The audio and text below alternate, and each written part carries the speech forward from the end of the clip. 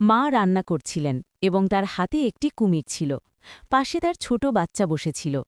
হঠাৎ অসাবধানতায় মা কুমিরটিকে ছেড়ে দেন। সুযোগ পেয়ে কুমিরটি বাচ্চাটিকে গিলে ফেলে। এটা দেখে মা চিৎকার করে ওঠেন। দূরে গাছ কাটছিলেন বাবা।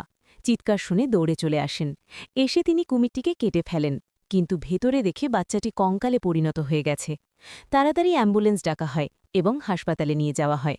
হাসপাতালে ডাক্তাররা মিলে একটি বিশেষ কেমিক্যাল ওষুধ পানিতে মিশিয়ে সেই কঙ্কালের উপর প্রয়োগ করেন। এদিকে মা ভেঙে পড়লেও বাবা তাকে সান্ত্বনা দেন। কুকুর ডাক্তার এসে বলেন, চিন্তা করবেন না, আপনার ছেলে খুব দ্রুত ভালো হয়ে যাবে। অপারেশন সফল হয়, কিন্তু বাচ্চাটি কালো বিড়ালের রূপ নেয়। পরে ডাক্তার আবার একটি স্প্রে ব্যবহার করে তাকে সাদা রঙে ফিরিয়ে আনে। বাচ্চাটিকে দেখে মা বাবা অনেক খুশি হন। তারা বেবি কারে করে বাচ্চাটিকে নিয়ে বাড়ি ফিরে আসেন। কিন্তু বাড়িতে এসে বাচ্চাটি গোসল করলে আবার তার রং পরিবর্তন হয়ে কালো হয়ে যায়। এটা দেখে মা বাবা কিছুটা অবাক ও ভয় পেয়ে যান। শেষে তারা বাচ্চাটিকে কোলে নিয়ে বলে, কালো হয়েছে তো কি হয়েছে, আমাদের বাচ্চা তো বেঁচে আছে। তো বন্ধুরা, আমাদের কার্টুন ভিডিও গল্প আপনাদের কেমন লাগে অবশ্যই কমেন্ট করবেন।